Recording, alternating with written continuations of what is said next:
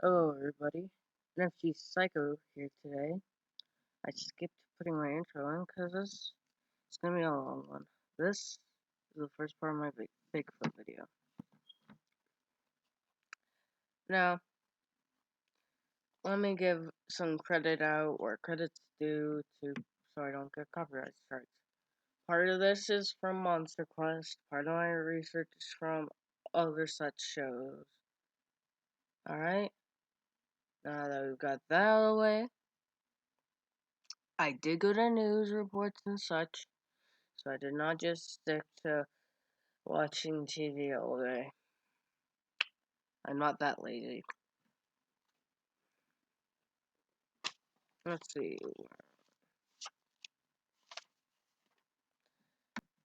Okay, so let's start off with some culture on Bigfoot. Mainly on the Indians' culture. Different Indian tribes had different names, like the Hairy Man and the famous one, Sasquatch. There are notable ones from the Coeur d'Alene and Spokane tribe, the Treeman and Yakima tribe, and from the Yakima tribe, Queen Yenas or the Five Brothers. Now, I'm sorry if I didn't pronounce that right. I don't know how to. I'm sorry I couldn't get a hold of my Native American friend for this. Now, those last two suggested that there are multiple Bigfoots. Now, in Sasquatch, now in California, people have reported seeing a herd of Sasquatch.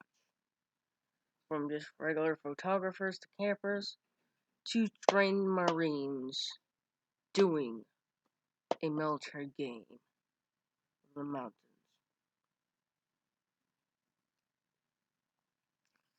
Now, why do I think that Washington is so important in this Bigfoot puzzle? It is the state with the most sightings, with over 400 in just 2012. So you guys may say this is just weak facts, but this is my doing. Now, there are other creatures, such as Bigfoot, such as the Ohio Grassman, which is more of an urban legend. I haven't looked into that one. The swamp ape, which I know something notable. Now, in the 1800s, some men went out hunting.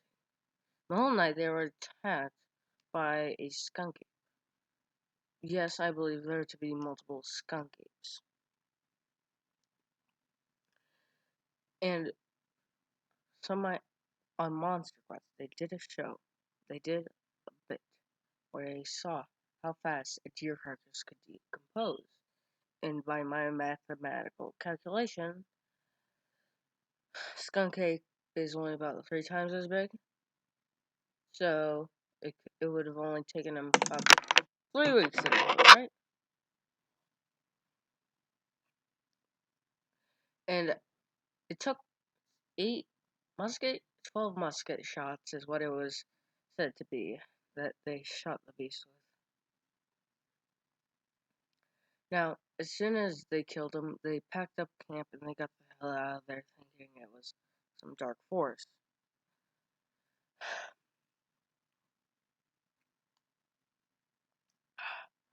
So a month later, they sent a search team out to find the body. Yet, they didn't realize the body would have already decomposed.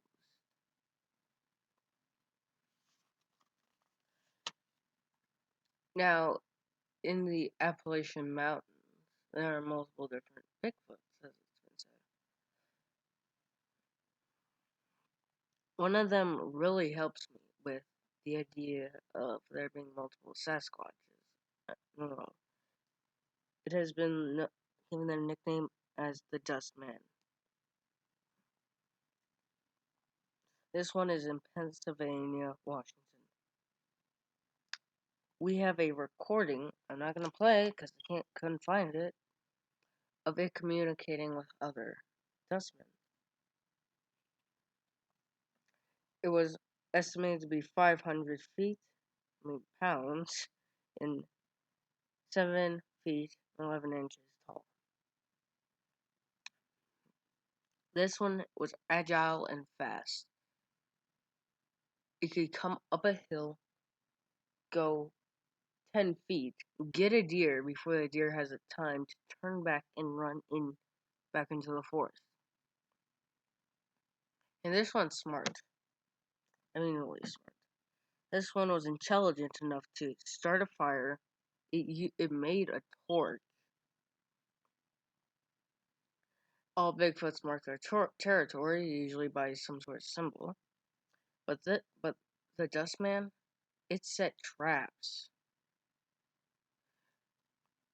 As in, it let people know where it was, and it ambushed a few people. It has it full on cooks its meat. And this one, I want to go to Philadelphia and find. It actually mapped the waterways. And if it's mapped it, it's been to all those areas.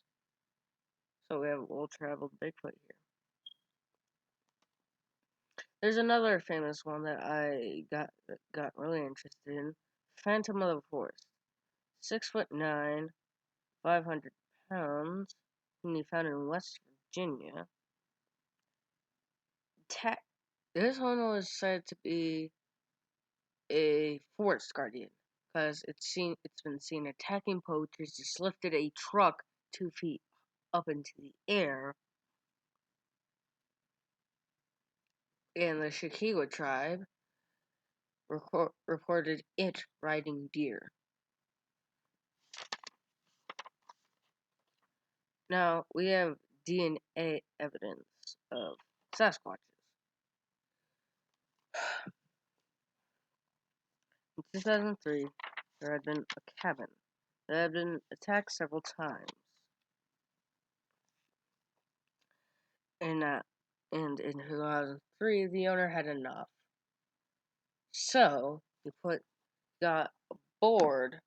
I don't know the exact measurements, but it was like, okay, so give it about, I would say, about a foot wide and 2 feet long, placed in front of the doorway of this cabin.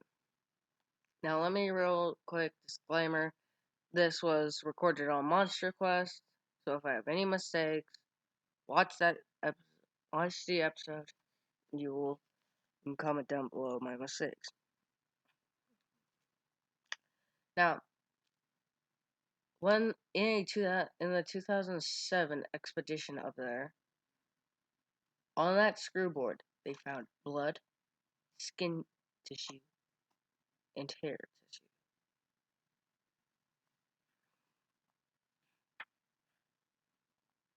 This was in Ontario, Canada.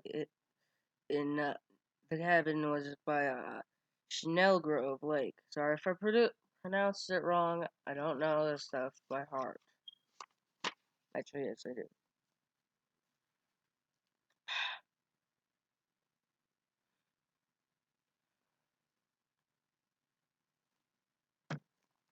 Now, the testing revealed that the DNA found on the screws was identical to human DNA, except it had one nucleotide polymorphism. That nucleotide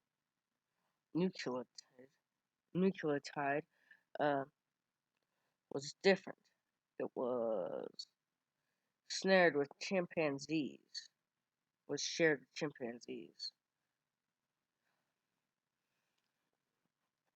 Thus, we have unidentified DNA. We have its DNA, guys. We have proof that they're intelligent, so that they're not just mindless apes. Now, here's something I haven't done a lot of research on, but I just found, and I figure you guys want to know. In a family of cryptid hunters from Houston, Texas, and their guide Bob got attacked by Bigfoot. Now, I'm not that big of, I don't know that much about Bigfoot in Texas, so this is just a message here, and I'm going to be doing a second part. In the second part, I am going to do a interview with my friend NFG Houdini, who actually saw Bigfoot. That will be it for today. Cheers, mates.